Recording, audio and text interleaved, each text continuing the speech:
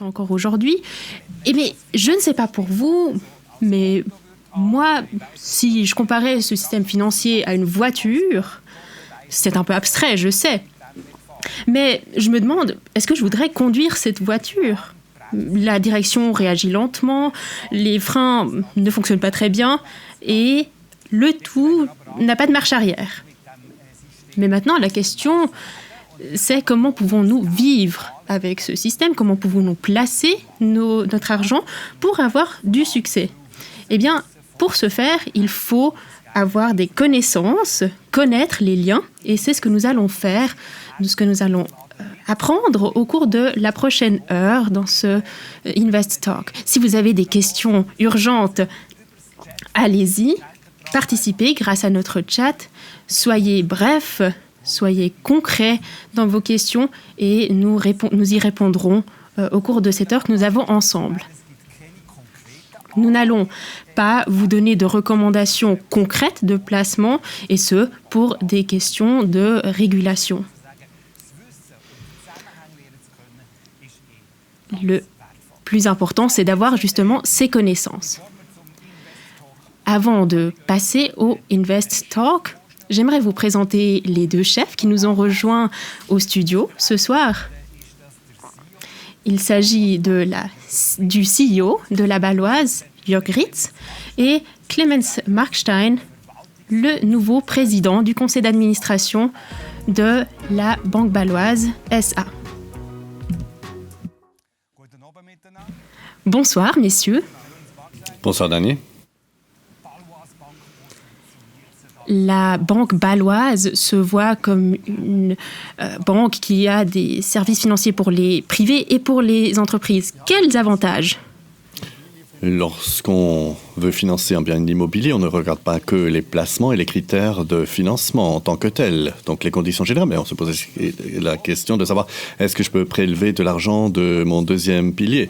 Et donc il faut regarder la prévoyance vieillesse. Et lorsqu'on achète un bien immobilier, on se pose la question de savoir comment l'assurer contre certains risques d'intempéries, risques d'incendie ou de dégâts dus à l'eau. Et lorsqu'on investit dans un dépôt, on se pose la question de savoir est-ce que je peux choisir une solution au titre du troisième pilier A ou investir dans un deuxième pilier pour économiser des impôts. Donc, prévoyance vieillesse de nouveau. Donc, lorsque nous regardons de manière holistique ce genre de situation, nous avons les experts auprès de la banque et de l'assurance, les réunissons pour conseiller de manière holistique le client et l'accompagner. Donc, c'est un aspect tout à fait holistique. Jörg Ritz, il y a parfois des termes qui reviennent dans le monde bancaire, des solutions de placement individuel. Voilà ce que j'ai lu. C'est comme ça que se vend la Banque Baloise. Qu'est-ce que cela signifie concrètement pour la clientèle ? Je pense que la situation de la fortune ne doit jamais regarder de manière isolée. Il faut toujours parler de fortune et de prévoyance. Et le bien immobilier également comme élément de la fortune.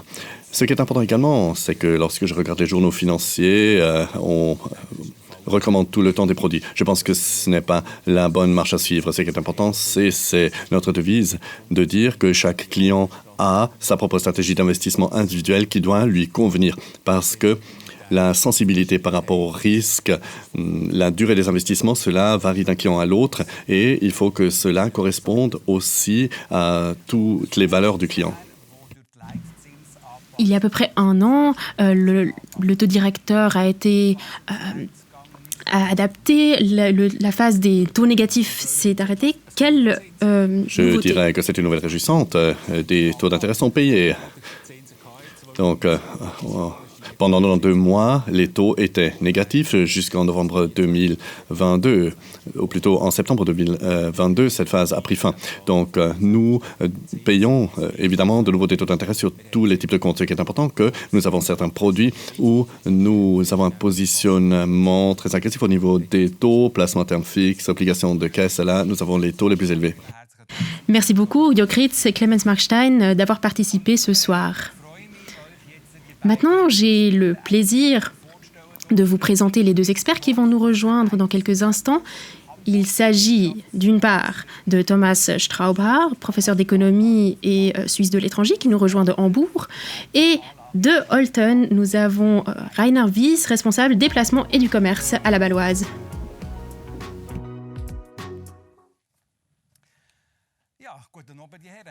Bonsoir, messieurs. Rainer Wies, les taux ont fortement augmenté, j'y vais pas par quatre chemins. La banque baloise va-t-elle ajuster sa stratégie de placement ? Avant de traiter cette question, permettez-moi très rapidement de souhaiter à toutes et à tous une année 2024 heureuse et j'espère que cette nouvelle année a bien démarré pour vous. Oui, effectivement, chaque année, fin octobre, nous nous demandons si la stratégie d'investissement actuelle est encore la bonne pour l'année à venir. Et au 1er janvier 2024, nous avons procédé à quelques petites modifications. En ce qui concerne les portefeuilles, nous avons des liquidités et ou des obligations libellées en francs suisses que nous avons réduit en faveur des obligations en devises étrangères avec une protection contre les taux de variation du franc suisse parce que nous sommes de l'avis que la rentabilité sera plus élevée dans ces catégories qu'en liquidité ou en francs suisses. Une question du public maintenant. Ça marche à merveille avec ce chat. Est-ce qu'il faudrait plutôt miser sur les obligations ? C'est la première question que je vous pose. Lorsqu'on définit une stratégie qui dit que les actifs doivent être distribués ou répartis sur les différentes catégories d'investissement, à l'intérieur de la stratégie, on a tout à fait la possibilité de travailler avec des fourchettes, ce qui permet également à l'investisseur, selon certaines occasions attrayantes qui se présentent au niveau des obligations, d'augmenter un peu les obligations et de réduire un peu d'autres catégories d'actifs. Donc, on est relativement libre dans certaines limites. Mais si effectivement une pondération stratégique de 50%, obligations, on monte tout de suite à 75%, il s'agit d'une toute autre stratégie d'investissement dont il faudrait discuter. Les obligations de caisse sont-elles de nouveau un sujet d'actualité ? Oui, tout à fait. C'est intéressant. 1,5% de taux d'intérêt selon la durée. C'est tout à fait une possibilité d'investir dans des produits à taux fixe. J'aimerais revenir sur l'année qui vient de s'écouler et revenir à une autre question du public. Nous sommes dans plutôt, il y a des phases de marché négatives. Est-ce qu'il faudrait réduire les risques quand on investit son argent ? Faudrait-il miser sur une stratégie plus sûre ? Donc, nous ne le recommandons pas du tout, pour différentes raisons. L'une des raisons, c'est que lorsqu'on constatait qu'il y a une phase de marché faible, cette phase a déjà duré un petit moment jusqu'à ce qu'on se rende compte. Et donc, vous vendez peut-être les positions plus risquées, en règle générale les actions. Et qu'est-ce qui va arriver ? Très souvent, dès qu'on a vendu, les prix remontent. Donc, une fois que vous avez défini une stratégie de placement, plusieurs paramètres ont joué un rôle. Objectif, environnement personnel, sensibilité au risque, appétit pour le risque, etc. Tout cela donne un profil de risque. Et c'est de là que nous dérivons une stratégie d'investissement. Nous la définissons à partir de ça. Et en fait, cette stratégie d'investissement, il ne faudrait la changer que si quelque chose change dans son domaine privé. Par exemple, il y a un mariage ou un divorce. Des enfants naissent ou les enfants partent de la maison. On fait un héritage ou on s'approche de l'âge de la retraite. Donc, de tels événements à grandes conséquences. Et là, il est tout à fait censé de vérifier le profil de risque. Sinon, nous le recommandons tous les 5 ans. Si nous regardons un peu vers le passé. Mais oui, c'est ce que nous allons faire. L'année 2023 s'est écoulée. Qu'est-ce qui saute aux yeux ? Oui, surtout j'aimerais regarder l'an 2022 que nous avons analysé il y a un an ici. C'était une année exécrable. Pratiquement toutes les catégories de placement ont perdu en valeur. Et lorsque nous avons dit à l'époque que je ne veux plus rien avoir à faire avec ces placements, en fait, on a raté l'année 2023. L'année 2023 n'était pas aussi mauvaise que ça. Et c'est pour cela que j'aimerais jeter un bref regard sur cette année 2023. Les marchés des actions étaient excellents. tout cela est converti en francs suisses. En Suisse, en moyenne, la performance était d'environ 6%. L'année dernière, c'était donc le cas et les marchés étaient excellents en Amérique et en Europe. Et lorsque vous pensez aux États-Unis, nous sommes à environ 15% et le dollar a perdu 8-9% de sa valeur. Nous avons une performance de plus de 20% aux États-Unis. Nous avons vu des marchés positifs dans le secteur immobilier en Suisse. C'est surtout la diminution des taux d'intérêt de l'année dernière qui nous a aidés. Les obligations libellées en francs suisses étaient rentables grâce au recul des taux d'intérêt. Et seules les obligations en devises étrangères ont souffert des devises faibles et il est donc tout à fait sensible de se protéger contre cela. Et avec cette protection, on a pu gagner un peu d'argent malgré tout. Et ce qu'on voit bien, ce sont les devises étrangères, dollars américains et euros, qui ont fortement perdu de valeur. Vous avez parlé d'une année exécrable. Bon, tout est relatif. Quelque chose d'exécrable, ce sont les crises, les guerres que nous avons vécues. On a l'impression que tout tourne en rond, que l'histoire se répète à l'infini, Monsieur Straubar. Je me suis effectivement posé la même question lorsque j'ai regardé la couverture du magazine Der Spiegel et j'ai vu que substantiellement aujourd'hui, en 2023, en fait en octobre 2023, on a parlé essentiellement de la même chose qu'il y a 50 ans, c'est-à-dire une guerre en Israël. À l'époque, c'était la guerre du Yom Kippour, je me souviens très précisément. Bon, ça prouve que j'ai un certain âge, donc je me souviens de ce que j'ai fait il y a 50 ans. Je me trouvais en Valais en train d'écouter la radio, il n'y avait pas encore le streaming. On le fait toujours, avait dit M. Forler. Et donc, on a discuté en Suisse et on a mis en place une interdiction de circuler le dimanche. Donc, les voitures ne pouvaient pas circuler. On a introduit des limitations de vitesse sur les routes parce qu'on s'est rendu compte que quelque chose a changé. Et c'est maintenant de nouveau le cas en octobre 2023 avec exactement le même théâtre de guerre. Et économiquement, c'est ça la grande question. Est-ce que l'histoire se répète? Est-ce que nous avons exactement les mêmes événements qu'en 1973? Donc, l'année 1973, c'est quelque chose qui est chaque année présenté aux étudiants. La crise du pétrole, augmentation des prix. On le voit très bien lorsqu'on regarde les prix de l'énergie. Parce qu'à l'époque, le pétrole a augmenté de $2 par baril. C'est inimaginable. Très bon marché. En un an, c'est monté à 10 à 12 dollars par baril, donc sextuplé. En comparaison, si on se demande est-ce que l'histoire se répète, il faut dire qu'en automne, brièvement, il y a eu un dédoublement, mais après, les prix ont baissé de nouveau. Et la question est de savoir, est-ce que c'est la même chose pour les prix de l'énergie? À l'époque, afin d'atténuer l'augmentation des prix, l'inflation a augmenté, évidemment, parce que l'énergie pour une économie nationale est un grand facteur contributeur, et donc les taux d'inflation ont augmenté. Et là aussi, on peut voir une systématique similaire, un peu moins fort qu'en Suisse. C'est bien plus marqué en Allemagne. En Suisse, nous avons notre monnaie forte qui a atténué un peu cet effet.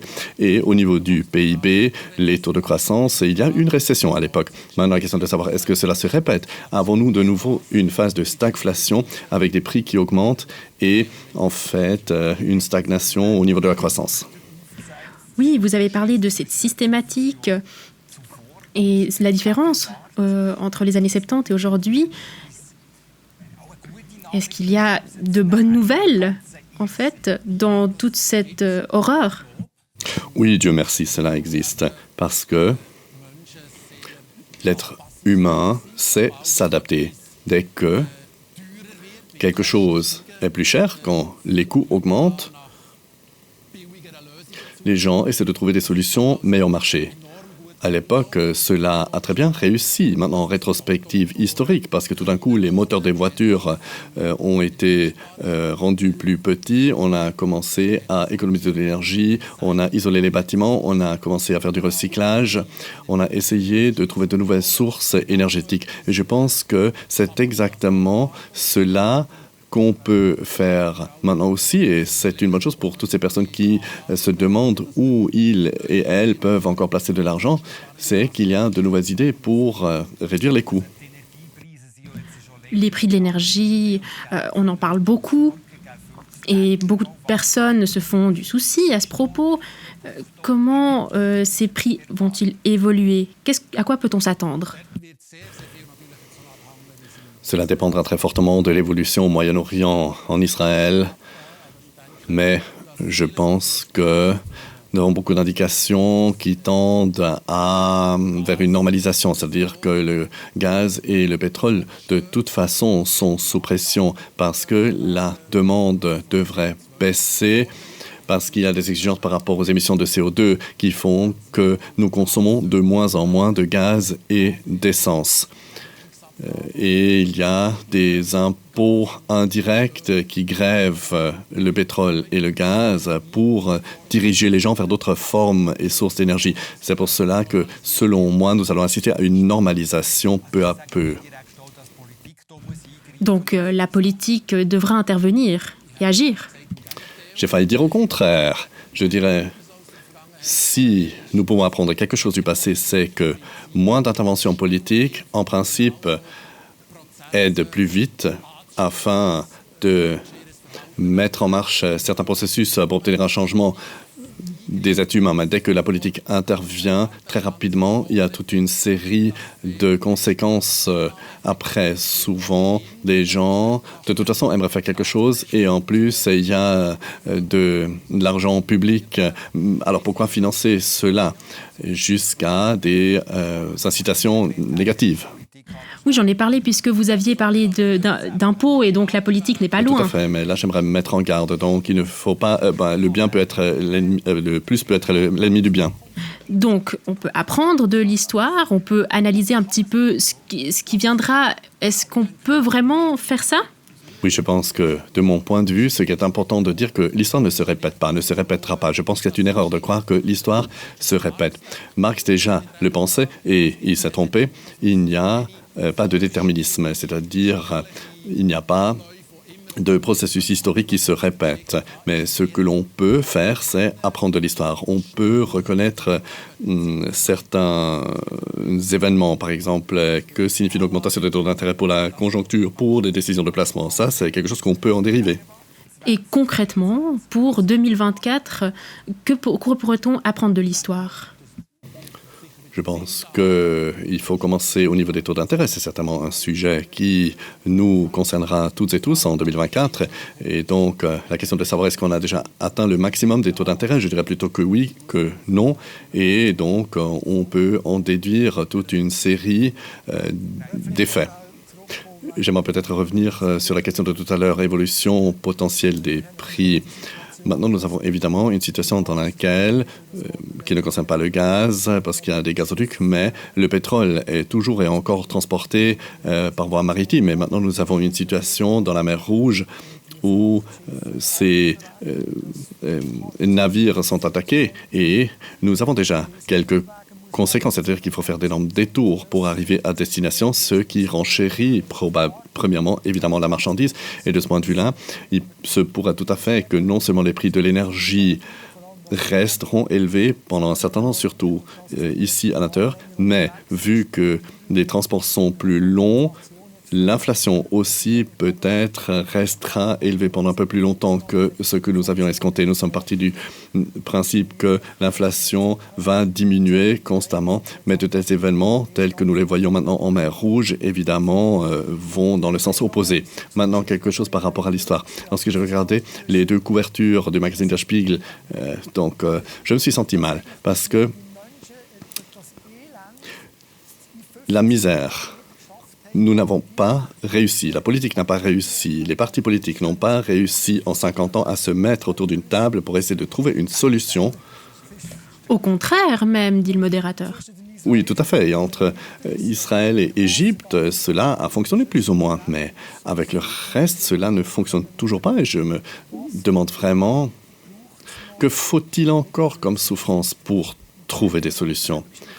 Et dans ce sens-là, l'histoire, malheureusement, se répète bel et bien parce qu'il y a toujours de nouvelles escalades, des assassinats, etc. Et ensuite, cela a une influence sur les prix de l'énergie, sur l'inflation et sur tout le reste. Donc nous venons de parler de l'histoire. Vous aviez parlé de monnaie étrangère. Je prends une question du public. Donc, concernant ces monnaies étrangères, ces devises étrangères, que pensez-vous de l'évolution de l'euro par rapport au franc suisse, par exemple, en 2024 ? Comment assurez-vous ces positions en monnaie étrangère ? Je pense que c'est un point important. En ce qui concerne les monnaies étrangères, en ce qui concerne les obligations libellées en monnaie étrangère, nous achetons des fonds dans lesquels cela est déjà fait, cette protection. Donc nous-mêmes, nous n'offrons pas de protection contre les risques des devises étrangères, c'est-à-dire que nous achetons déjà des produits protégés. En ce qui concerne l'évolution du cours du dollar et de l'euro, on peut dire que c'est surtout un renchérissement du franc suisse plus qu'une faiblesse de l'euro.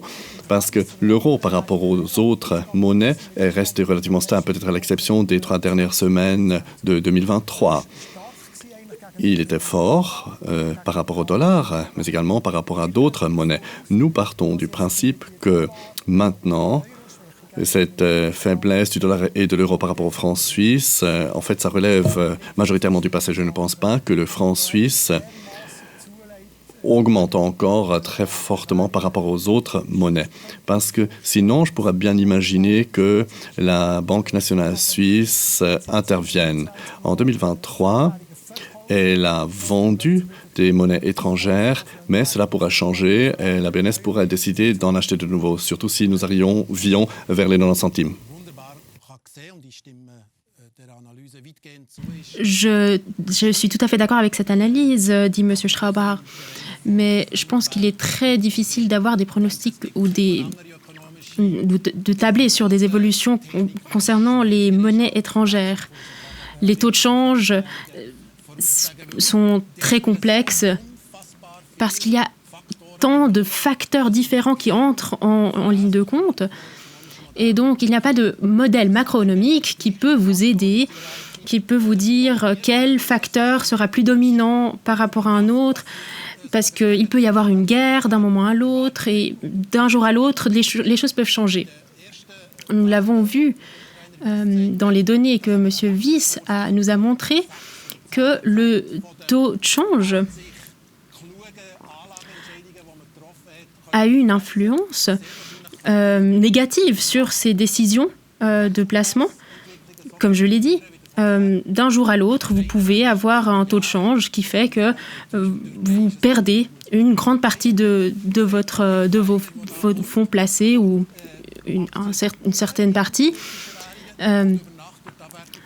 parce que il y a eu par exemple une perte dans la monnaie turque qui a eu une influence négative. Le modérateur reprend. Nous avons parlé des prix et il y a beaucoup de facteurs qui dictent les règles. Et dans ces domaines-là, c'est surtout la politique mondiale qui dicte les règles. Vous êtes professeur d'économie, M. Straubhaar.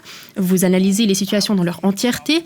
Quel est l'état de l'ordre économique mondial ? Est-ce qu'il y a encore un ordre ?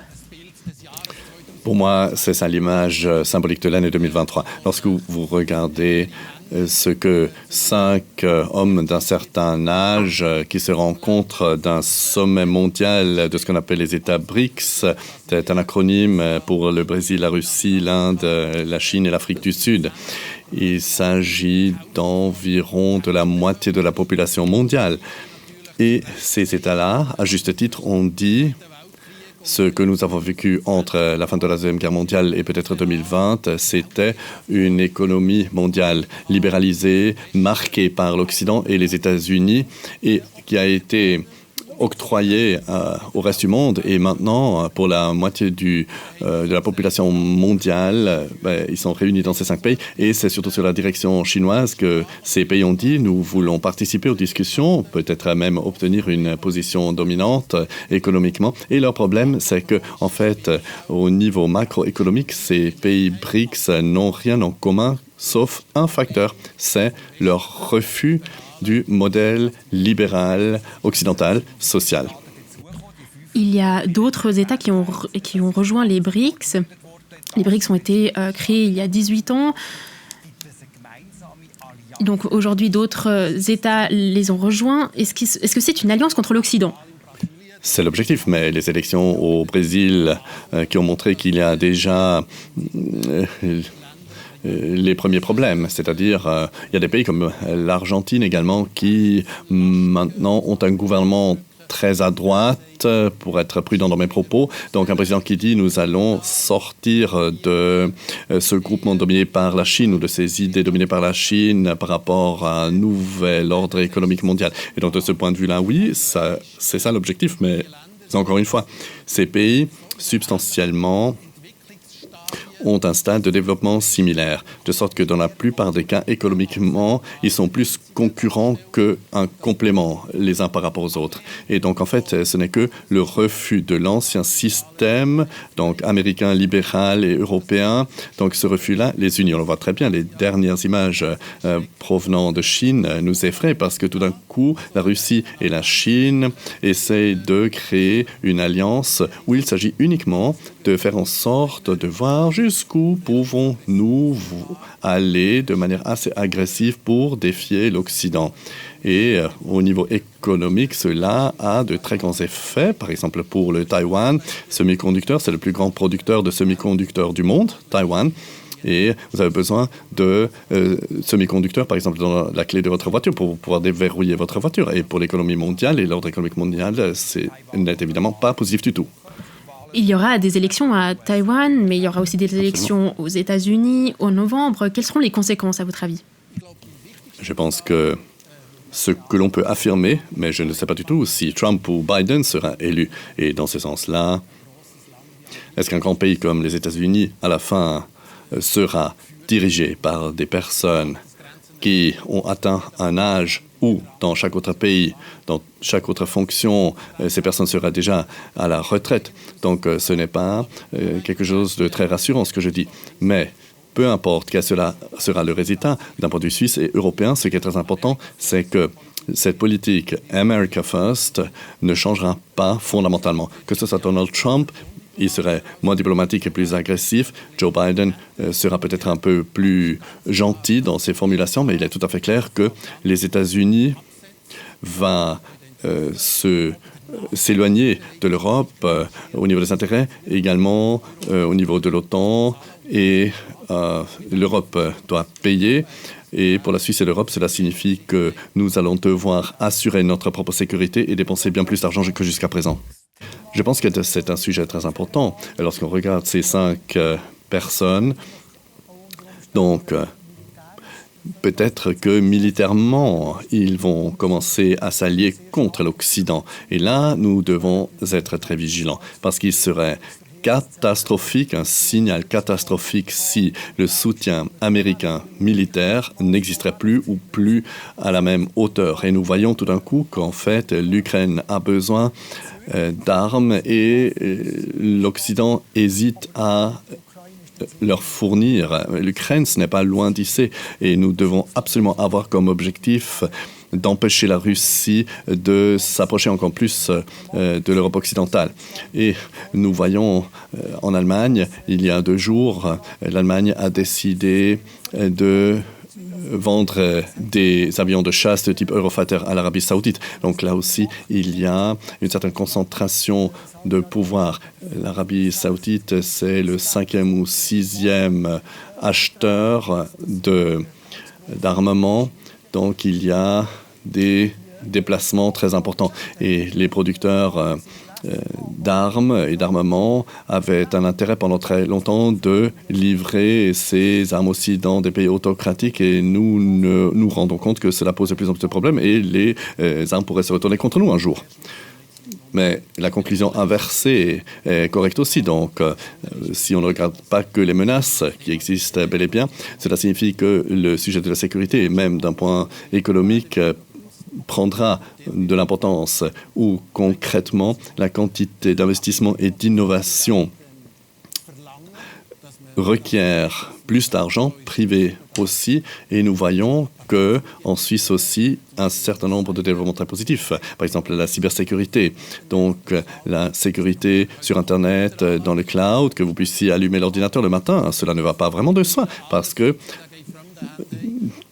nous ne contrôlons plus les données nous-mêmes. Et la Suisse doit offrir des possibilités d'investissement afin d'évoluer au niveau de la sécurité, de se rendre moins dépendant des États-Unis et de solutions étrangères ou tierces. Et dans ce sens-là, d'un point de vue des placements financiers, il est intéressant de voir comment sera traité le sujet de la sécurité qui gagnera en importance. Nous avons parlé de désordre économique mondial. Quels sont des défis pour la Suisse? Pour être bref, je pense qu'on peut dire tout simplement que ces 75 dernières années, donc depuis 1945,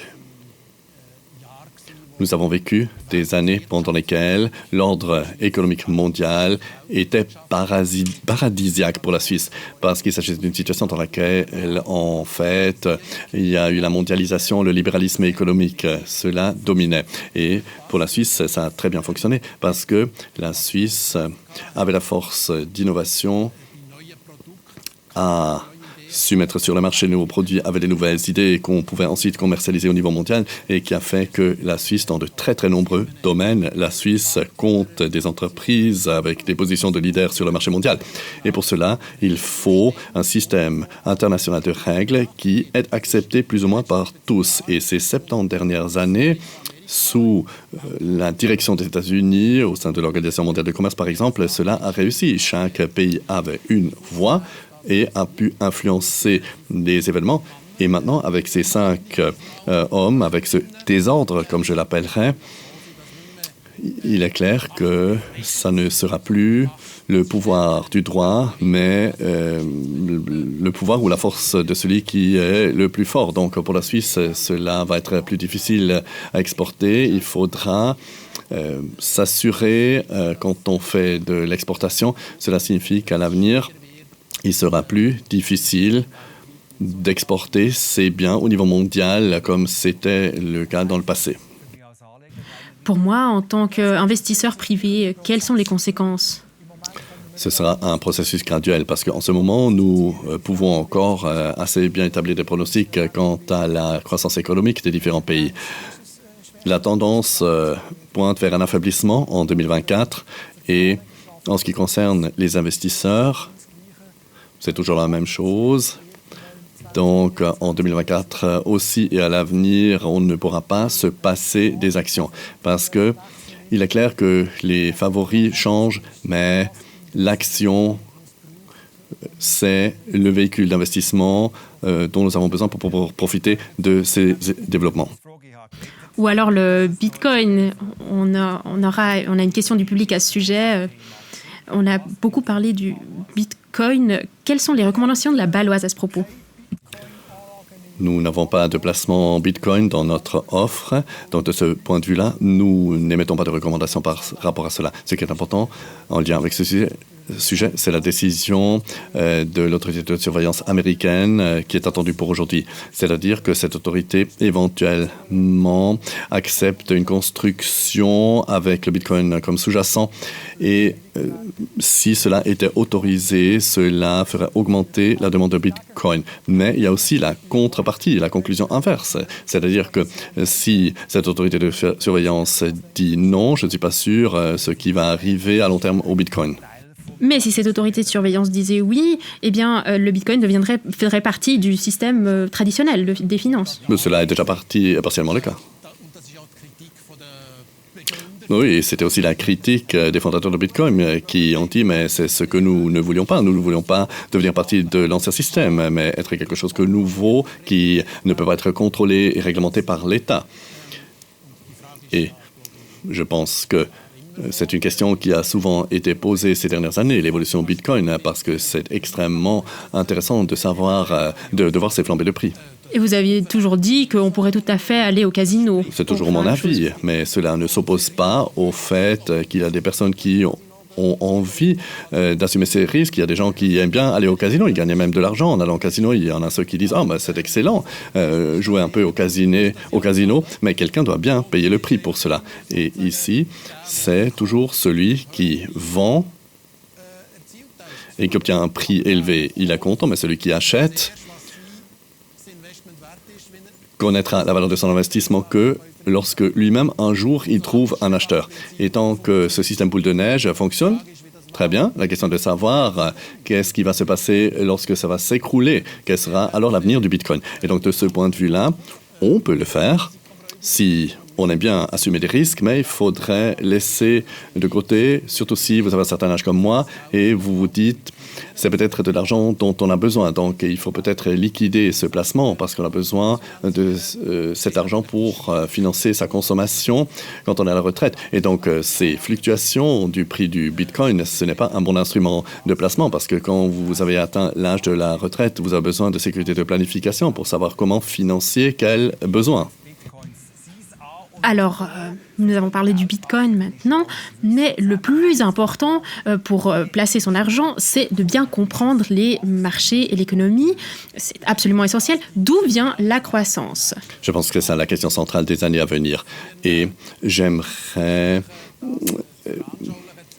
le montrer à l'aide des 4 I. D'un côté, contrairement à ce que nous avons mentionné en lien avec les États BRICS, qui sont des autocraties qui gouvernent du haut vers le bas, c'est-à-dire ceux qui sont en haut savent et planifient ce que tous les autres doivent faire. Donc, contrairement à cela, nous sommes une société individualiste et je pense que cette individualité nous a profité depuis le Moyen-Âge. Nous sommes arrivés au temps moderne grâce à cela parce que les pays qui ont le plus de succès, qui ont eu le plus d'idées nouvelles, donc c'était les pays qui ont pu se baser sur le savoir-faire et sur les capacités de personnes individuelles. Et au début, nous en avons discuté un tout petit peu, donc le prix du pétrole en 1973 ou dans les années 70. Nous avons vu qu'à ce moment-là, les gens se sont adaptés. Et en règle générale, les gens savent eux-mêmes comment il faut réagir à de nouveaux défis. Donc, l'individualité, intelligence collective, c'est un autre terme. Je pense que ça, c'est très, très important. Deuxième chose, les pays qui sont ouverts internationalement, qui ne font pas dans le nombrilisme pour chercher des solutions, mais des pays qui accueillent des idées venues de l'extérieur, qui vivent l'internationalité, ont plus de succès que les autres. Excellent exemple, la Corée, les deux Corées. L'un des pays, c'est une des forces économiques du monde. L'autre, c'est entouré d'un mur et n'avance pas économiquement. Le troisième I, c'est les investissements, c'est-à-dire un climat propice aux investissements. Pour reprendre la question de tout à l'heure, je ne parle pas uniquement du fait que l'État doit accorder beaucoup de subventions, plutôt au contraire. L'État doit faire en sorte que les marchés fonctionnent bien, que on utilise les impôts pour faire en sorte que chacun paye pour les frais qu'il occasionne et qu'on puisse soutenir les startups, etc., qui ont les bonnes idées. Et donc, le quatrième I, l'innovation, en tant que sujet d'envergure. Et là, en Suisse, en fait, plus que la plupart des autres pays, nous dépendons de l'innovation parce que ça, c'est notre ressource la plus importante, le savoir-faire, le savoir, de nouvelles idées créatrices. Là, je pense que c'est quelque chose où la Suisse, dans le passé, a toujours bien travaillé. C'est pour cela que je suis très optimiste pour la Suisse, contrairement peut-être à mon pays de résidence, c'est-à-dire l'Allemagne, où, historiquement, ce pays, c'est-à-dire l'Allemagne, a eu beaucoup de succès au niveau de l'innovation et maintenant rencontre de grandes difficultés lors de cette transition du pays, enfin, de l'époque industrielle vers l'époque des données et numériques. J'aimerais regarder un petit peu vers l'avenir. La croissance est plutôt faible. Quelles sont les projections pour la suite, Monsieur Biss? Si nous regardons uniquement le développement économique, nous voyons qu'en 2024, la croissance économique sera en dessous de la moyenne probablement. Pour certains pays, ça sera un peu mieux que 2023, dans d'autres pays un peu moins qu'en 2023. Mais il est tout à fait clair que la croissance économique en 2024 sera en dessous de la moyenne de nombreuses années. Mais cela tout seul ne dit encore rien sur l'évolution sur les différents marchés. En fait, à long terme, il y a un lien positif, une corrélation positive entre évolution des cours des actions et croissance économique. Mais en un an, cela peut changer complètement. Donc, le fait que nous nous attendons à une conjoncture relativement faible, cela ne signifie pas que les marchés boursiers et marchés des actions connaîtront une évolution négative. Et le marché des actions, mais aussi des obligations, sont plus influencés par l'évolution des taux d'intérêt, des taux directeurs et des interventions des banques nationales que par la les perspectives de conjoncture. Les perspectives négatives de conjoncture sont plutôt utiles parce qu'on espère que les banques nationales vont intervenir en baissant les taux. Peut-être quelque chose par rapport au transparent que nous avons vu tout à l'heure. Quand on a vu les chiffres pour l'Allemagne. Intéressant. Peut-être nous pouvons revoir ce graphique. J'aimerais peut-être brièvement expliquer ce que l'on voit sur ce graphique. Vous voyez en principe la croissance du PIB par année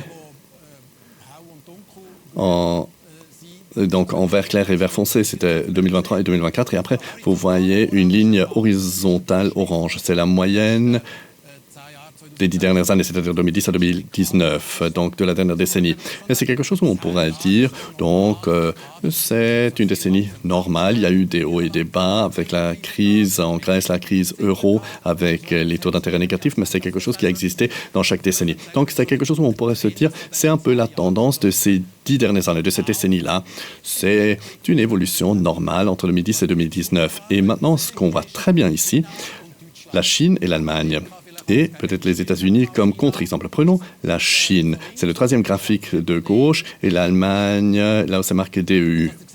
Et ce que vous voyez, qu'ils sont relativement loin de leur situation normale. C'est-à-dire que ces deux pays-là n'ont pas seulement un problème conjoncturel, parce que tout le monde l'a, mais eux, ils ont un problème structurel. La Chine, certainement, crise immobilière, environnement, avec cette énorme explosion démographique, donc des personnes qui ont besoin d'un emploi, et l'Allemagne, des problèmes structurels, encore une fois, parce que beaucoup de structures en Allemagne correspondent encore à l'ancien concept industriel de l'après-guerre. C'est basé sur cela. Et la transition, cette transformation vers une économie neutre au niveau CO2, avec des véhicules électriques autonomes, avec une économie des données et non pas une économie des flux de marchandises. Donc, l'Allemagne a beaucoup de peine à faire cette transition. Regardons maintenant les États-Unis. Vous voyez que c'est pratiquement la situation normale. C'est vraiment phénoménal. C'est vraiment une chose qui m'épate, mais qui me fascine aussi, c'est-à-dire comment les États-Unis, après une crise, retrouvent très rapidement la situation normale. Et encore une fois, mes 4 I, je pense qu'il n'y a aucun autre pays qui mise tellement sur l'individualité, sur l'internationalité, sur les investissements et sur l'innovation que les États-Unis. Et c'est pour cela que, comme petite recommandation, comme petit conseil, si on regarde comment les pays BRICS essayent d'infiltrer, si j'ose dire, d'autres pays avec leurs idées, qu'ils essayent de financer des projets d'infrastructure en Afrique, ce que les Européens ont fait il y a 100 ans, la Chine le fait maintenant en Afrique, mais cela ne peut pas être notre modèle libéral. Et dans ce sens-là, s'il faut choisir, je dirais toujours, choisissons plutôt la voie américaine que la voie chinoise. J'aimerais revenir à ces prévisions. Maintenant, parce que nous avons des questions qui vont dans cette direction. On nous demande quelles sont les prévisions. Est-ce que vous attendez à des changements dans les taux directeurs? Oui, je pense que nous avons préparé quelque chose par rapport à ce sujet. Nous avons préparé un graphique. Le voici. Ce que nous voyons surtout à droite, c'est un graphique en 2 couleurs. En vert, les attentes des participants au marché à fin novembre par rapport aux réductions des taux directeurs qu'il y aura dans les différentes régions. Et ensuite, la modification qu'il y a eu le 17 décembre. Le 17 décembre, tout d'un coup, on avait l'impression qu'il allait y avoir plus de baisse des taux directeurs, chose qui très rapidement a été escomptée par les marchés. Ce qui a surtout fait que le mois de décembre était un mois exceptionnellement bon pour les actions parce que il y a quasiment eu une euphorie où on s'est dit maintenant nous n'avons plus que 3 à 4 baisses des taux directeurs, plutôt 5 à 6. Et donc il était prévisible que c'était un peu trop d'euphorie qui était escomptée dans les cours de marché. C'est pour cela que l'année 2024 a commencé un peu difficilement parce que l'on arrive maintenant à la conclusion sur la base des nouveaux chiffres économiques. C'était un peu trop d'euphorie, un peu trop optimiste et qu'il faut peut-être revenir au graphique vert. Et quand y aura-t-il la première baisse des taux?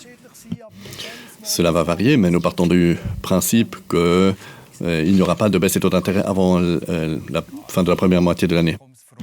Alors on parle des taux, donc aussi des taux hypothécaires. Quelles sont les prévisions à moyen terme des taux hypothécaires? Monsieur Wyss d'abord. Oui, là aussi, nous avons différents facteurs d'influence. Les diminutions de taux d'intérêt auront un effet sur la courbe courte jusqu'à 1 an, maximum 2 ans. Ensuite, nous avons la fourchette entre 2, 5 et 6 ans. Et ensuite, ce qui est à plus long terme. Et je pense que cela dépend de l'évolution des taux d'intérêt en avant. Cela va déterminer ce qui va se passer à la fin de la courbe. C'est très difficile à prévoir parce que il y a des facteurs de prévision d'inflation, de croissance économique, tout cela joue un rôle. Je pense qu'à plus long terme, en Suisse, les taux d'intérêt vont plutôt augmenter un peu. Nous avons maintenant 0,7% de rentabilité des obligations étatiques. Je pense que cela ne continuera pas pendant les années. Et entre 2 et 6 ans de durée, là, cela va rester relativement stable, peu importe l'évolution en dessous et au-dessus. Et si on veut spéculer peu sur les taux d'intérêt, c'est cette fourchette-là qu'il faut choisir. Est-ce que vous voyez ça de la même manière, M. Strabor? Oui, j'aimerais essayer de reprendre le fil là où on était tout à l'heure, parce que je vois la même évolution. Et je dirais qu'aux États-Unis, très probablement, les taux d'intérêt à long terme va aller vers les 3%, et en Europe avec la Banque centrale européenne, donc zone euro vers 1%, et en Suisse vers 1%. Et cela aussi nous montre comment les taux de change. Donc c'est une prévision, un pronostic où l'on essaie de dire quelque chose par rapport à des intervalles plus longs pour savoir quelle pourrait être l'évolution, les taux d'intérêt vu la situation macroéconomique, ce qui a une incidence sur les taux hypothécaires lorsqu'on se demande est-ce que je veux construire une maison et donc contracter des dettes. Et c'est maintenant que le taux de change entre en jeu parce qu'on procède à des investissements peut-être en monnaie étrangère parce qu'on aimerait profiter des taux d'intérêt un peu plus élevés qui existent dans d'autres pays pour certains placements relativement sûrs, mais en une nuit, cela peut, donc l'affaiblissement du dollar peut anéantir cet avantage de taux d'intérêt donc de 2% entre les États-Unis et la Suisse. Et c'est pour cela que parfois, quand il s'agit de taux hypothécaires, il est toujours très sensé de dire que pour un bien immobilier qu'on aimerait utiliser soi-même, donc de financer comme dans le passé avec des taux hypothécaires. Celui-ci, on a le capital nécessaire. Et quand on veut contracter une dette, il faut se demander comment financer cette dette et la même réflexion doit être faite lorsqu'on a de l'argent à placer. Lorsque je veux placer en obligation, je ne mise pas sur une seule durée, mais je diversifie un peu les durées. Et il faudrait procéder de la même façon pour la dette hypothécaire, c'est-à-dire répartir un peu sur différentes durées du contrat hypothécaire. La répartition, voilà un point très important quand on va placer ses actifs. L'or est un point qui revient. Est-ce qu'il faudrait placer son argent dans l'or, oui ou non? C'est une question du public. Quels sont les différents défis? Il faut tenir compte de différents facteurs. Si nous avons un mandat de placement, nous investissons partiellement dans l'or. Dans la situation actuelle, lorsque nous attendons plutôt à une baisse des taux d'intérêt, surtout à court terme, cela est positif pour l'or parce qu'il n'y a pas de dividende quand on investit dans l'or. C'est-à-dire, plus ces taux d'intérêt sont élevés, moins l'or est attrayant. Mais l'or, donc l'idée de l'or, ce n'est pas d'obtenir un rendement, une rentabilité, mais c'est plutôt d'avoir une forme de placement, une valeur, un actif qui résiste aussi aux crises. Et sous cet aspect-là, je suis toujours de l'avis que on devrait ou on pourrait investir un certain pourcentage, mais pas 15 à 20% dans l'or, mais d'avoir quand même quelques petits investissements dans l'or. Vous avez un peu d'or à la maison? Absolument, absolument. J'ai mes Fresnelli en or et je suis très content de l'évolution du prix de l'or. Et surtout, là aussi, on peut montrer le contraste par rapport au Bitcoin. La différence, c'est qu'ici, vous avez une valeur intrinsèque et non seulement cela, vous avez une valeur physique. L'or est utilisé pour transformer de la matière première. Vous avez une valeur dans votre main. Et lorsque vous regardez le bilan énergétique du Bitcoin avec celui de l'or, écologiquement, c'est bien aussi. Autre question concernant les taux qui baisseront. Les marchés des actions s'affaibliront-ils au cours des prochaines années? Je n'irai pas ces prochaines années. Parlons de 2024. Il y aura certainement aussi des reculs sur le marché des actions, mais cela aide les marchés des actions quand les taux d'intérêt baissent tendanciellement. Parce qu'avec un taux d'intérêt plus bas, on peut financer les dividendes futurs. Donc la valeur des liquidités augmente et on l'a très bien vu ces dernières années.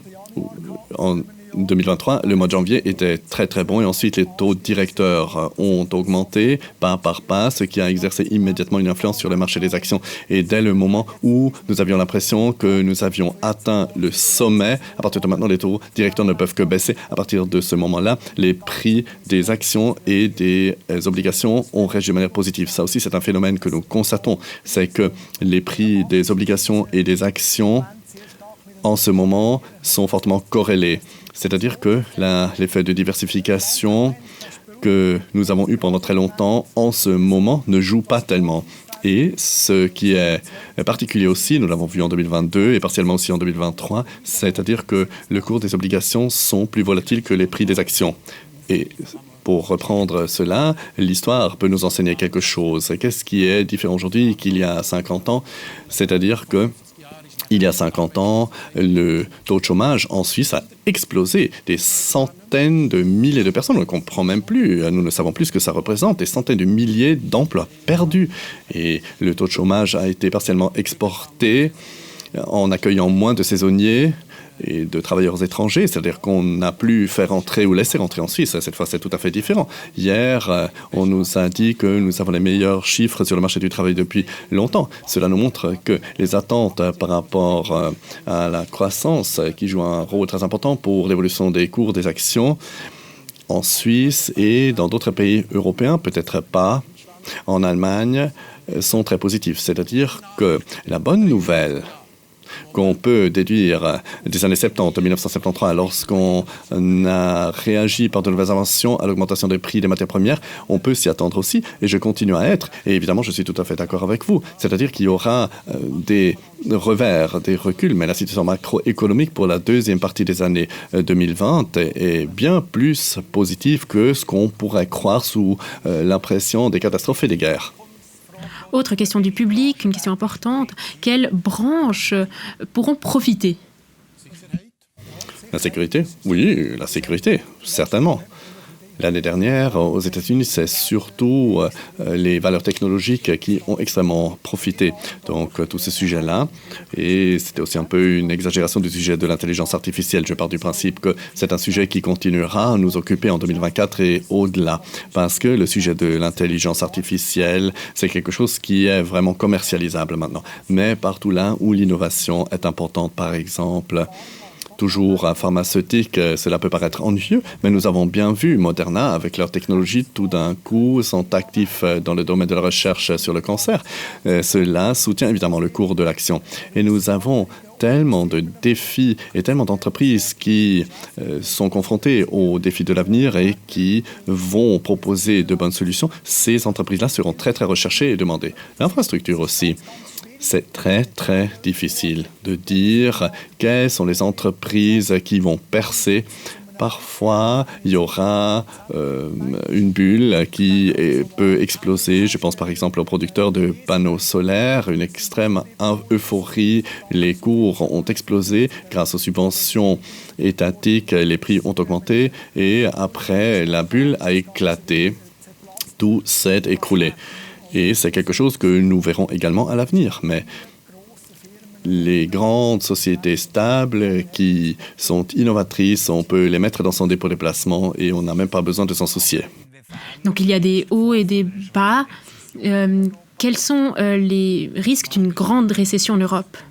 Il est clair que ce risque existe de manière inchangée et c'est une autre raison pour lesquelles, tendanciellement, je pense que le niveau des taux d'intérêt va plutôt aller vers le bas que vers le haut, parce qu'au moment où les taux d'intérêt sont censés augmenter, en conclusion inverse, cela signifie que L'économie réelle doit supporter des coûts supplémentaires.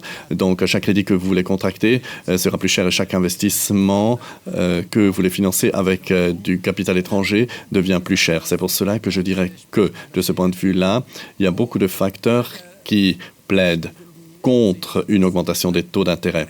C'est-à-dire que le risque ou le danger de récession qui existe bel et bien, c'est-à-dire qu'on ne veut pas les alimenter en augmentant les taux d'intérêt. Et au niveau du marché du travail, je dirais que en Suisse, nous avons une excellente stabilité. En Allemagne, on voit quelques problèmes à l'horizon. Cela me plaît un peu moins parce que, évidemment, là aussi, nous parlons de manque de spécialistes et d'experts. Que cela signifie-t-il? Cela signifie en conclusion inverse que les entreprises commencent à investir dans des machines et non pas dans les êtres humains, donc dans les automates et non pas dans les mains qui travaillent. L'intelligence artificielle ou d'autres solutions dirigées par algorithmes seront plus recherchées que de faire travailler les êtres humains ou que tout d'un coup, et c'est très intéressant, des produits de haute technologie sont délocalisés dans des emplacements offshore et seront produits par des personnes hautement qualifiées qui se trouvent ailleurs. Je crains donc que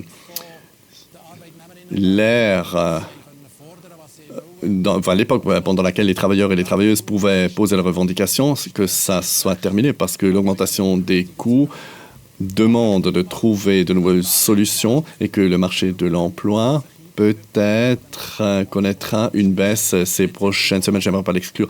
Par contre, une récession, je dirais que pour l'année 2024, au moins, je vois peu de risques. Ce qui est aussi intéressant, c'est que lorsqu'on regarde l'industrie et les services, en fait, l'industrie, depuis longtemps, se trouve en récession. Pratiquement dans toute l'Europe, nous avons une industrie qui se contracte. Loin des croissances du passé. Et c'est le secteur des services qui, en fait, maintient en vie nos économies. Et je crois que cela ne changera pas en 2024. En fait, nous aurons des problèmes lorsque le secteur des services recule, si la consommation baisse. Et la consommation peut baisser, par exemple, si tout d'un coup nous avons une phase d'inflation et les banques nationales vont devoir augmenter les taux pour réagir à cela. Jusqu'à présent, ça s'est bien passé. Nous ne sommes jamais tombés dans une récession. On était tout près, mais on n'est pas tombé dans une récession.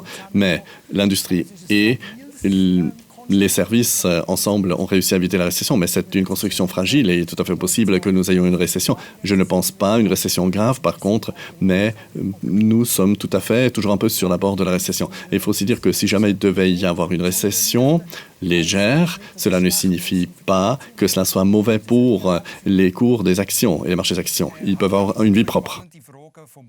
J'ai beaucoup de questions passionnantes du public que j'ai pu vous transmettre. Moi, je me permets une dernière question. C'est une question qui touche à la durabilité. Que fait la Banque bâloise? Qu'est-ce qu'elle prend en considération quand il s'agit de la durabilité dans les placements?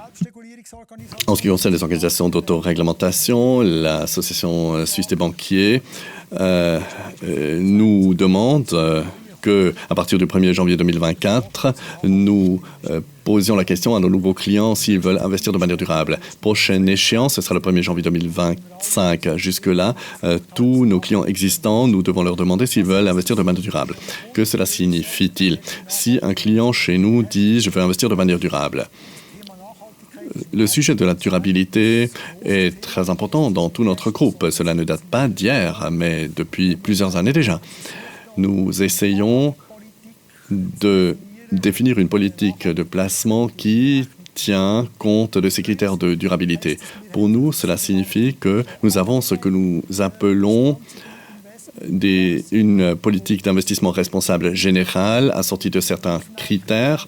Je pense par exemple à l'exclusion de certains actifs, intégration ESG, c'est-à-dire certains sujets influencent les décisions de placement et le active ownership comme nous l'appelons, c'est-à-dire que nous exerçons vraiment les droits de vote en tant qu'actionnaire d'une société. Et ensuite s'ajoute la politique d'investissement responsable étendue où les pires sont exclus et un client qui veut investir de manière durable chez nous, nous lui assurons que cette politique de durabilité étendue est appliquée par Baloise Asset Management SA de sorte qu'on ne puisse pas nous reprocher de faire du greenwashing parce que c'est cela que nous voulons éviter, c'est-à-dire de promettre quelque chose que nous ne pouvons pas tenir. Et c'est avec cette politique, nous pouvons assurer cela. Vous voyez ce texte sur notre site web. La durabilité, c'est quelque chose que chaque entreprise doit appliquer, en tout cas en Occident. Absolument, et je pense que cela est vraiment arrivé chez tout le monde, au fond de chaque petite vallée de notre pays. C'est-à-dire que les gens sachent qu'il ne s'agit pas seulement d'une obligation vis-à-vis des générations futures, mais c'est quelque chose qui, tôt ou tard, économiquement, cela sera profitable. Je reviens encore une fois à cette histoire d'il y a 50 ans. Aujourd'hui, il va de soi d'économiser de l'énergie pour des questions d'écologie et de durabilité, mais évidemment aussi pour le porte-monnaie, pour des raisons économiques. Au début, j'ai comparé le système financier à une voiture qui serait difficile à conduire, qui a des freins un peu mauvais, où on ne peut pas faire de marche arrière. Mais je pense qu'avec toutes ces connaissances que nous avons pu acquérir au cours de cette dernière heure, nous pourrons un peu mieux conduire cette voiture. Parce qu'il faut savoir comment ça fonctionne. Et c'est ça la solution. Merci beaucoup, Thomas Straubhaar et Rainer Wyss. Merci à vous, à la maison, d'avoir participé. merci pour vos questions. Je vous souhaite une très bonne année et une bonne soirée. Au revoir. Au revoir.